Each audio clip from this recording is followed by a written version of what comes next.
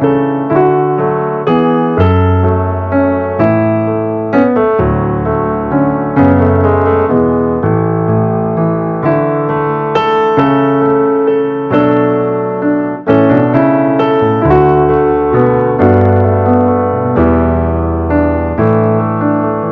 jemaat yang terkasih, bertemu kembali kita di dalam renungan Advent dalam minggu ini, minggu keempat.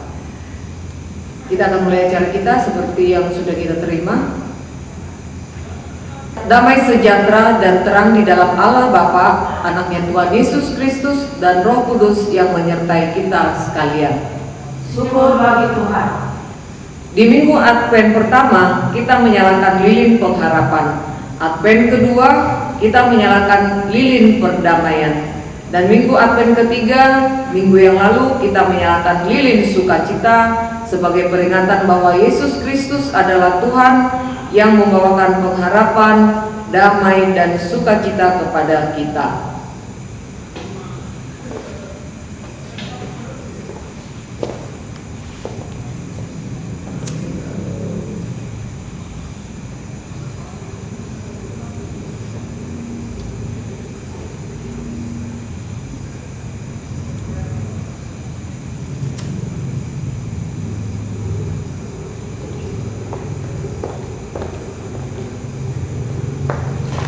Hari ini kita menyalakan lilin Advent keempat adalah lilin kasih.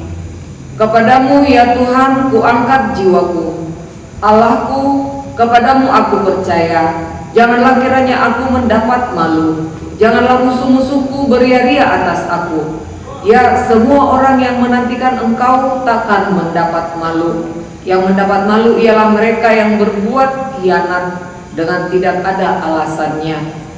Beritahukanlah jalan-jalan-Mu kepadaku ya Tuhan, tunjukkanlah itu kepadaku oleh karena kasih-Mu. Kami mau di dalam kasih Tuhan berjalan di jalan-jalan Tuhan setiap hari. Terang kasih Tuhan yang menerangi hidup kami untuk menyatakan kasih-Mu di dunia ini, ibarat terang lilin kasih yang bisa nyata kami lihat.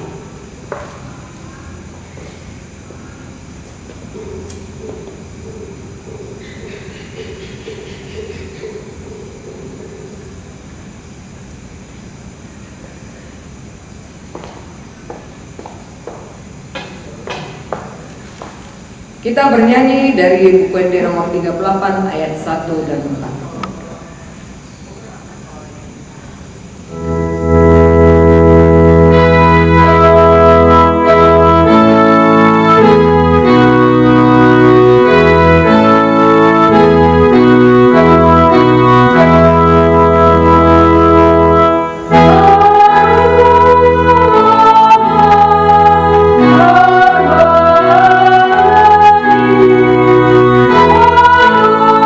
Tuhan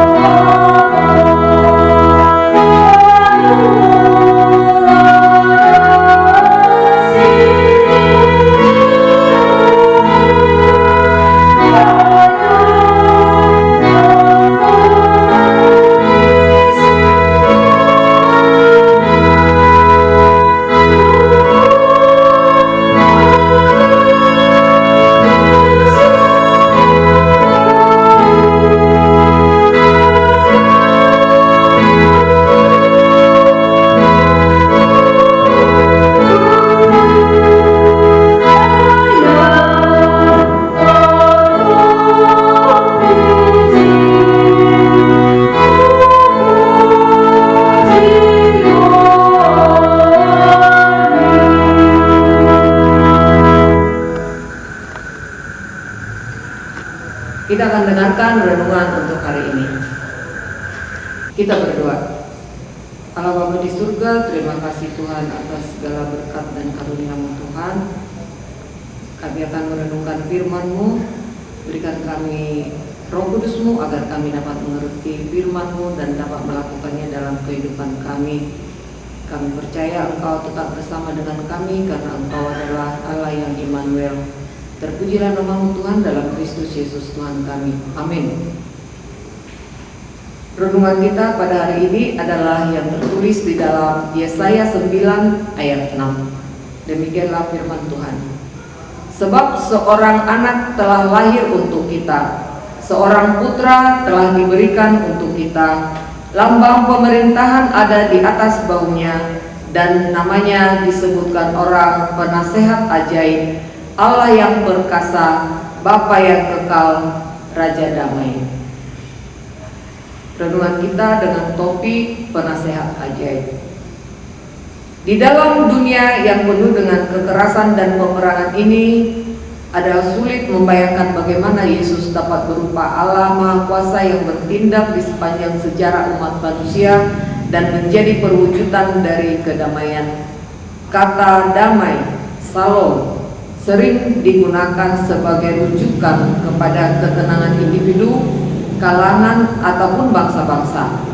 Paulus menggunakan kata airen, mengandung makna damai yang lebih mendasar, yaitu keharmonisan rohani yang datang sebagai akibat dari pemulihan hubungan antara seseorang dengan Allah.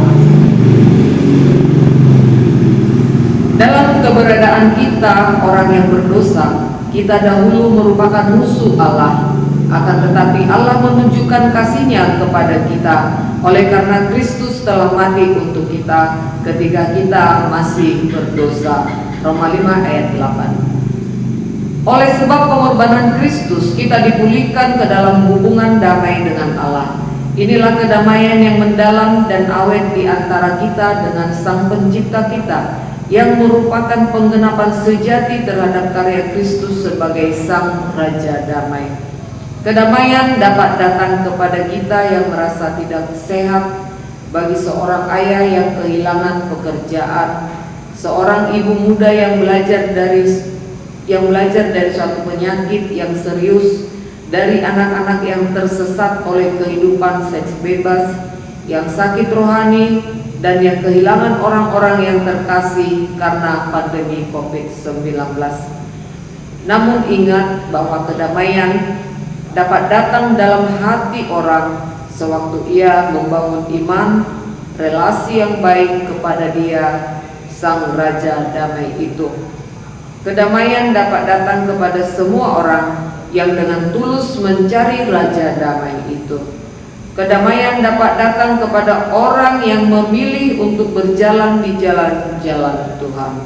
Undangannya diungkapkan kepada kita melalui ibadah keluarga pada masa-masa Advent di gereja saat ini.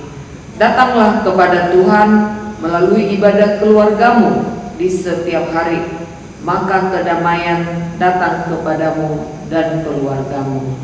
Amin. Kita berdoa. Ya Raja Damai, hadirlah di tengah keluarga kami, sehingga hati kami tetap tenang dan damai dalam menjalani hidup yang penuh dengan kesengsaraan dan derita ini. Amin. Kita bernyanyi dari buku ND nomor 44 ayat 1 dan 2. Amin.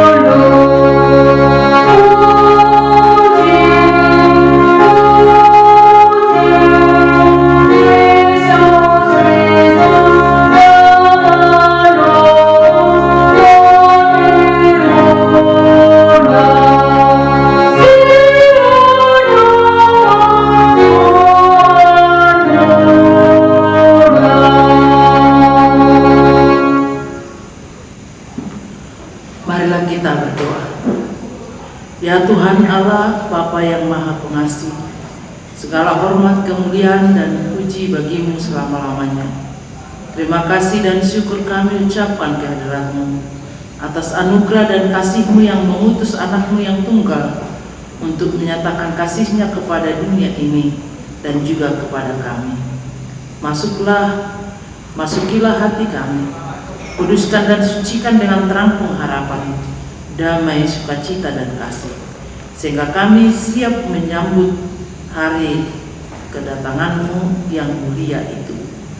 Tolonglah kami setiap hari untuk beribadah kepada-Mu, untuk mendengar dan melakukan firman-Mu, dan tetap dalam pengharapan yang hidup, serta di dalam damai, sukacita, dan kasih-Mu, sehingga kami mampu membawa damai, sukacita, dan kasih di dalam keluarga kami, gereja kami, dan juga ke dunia ini.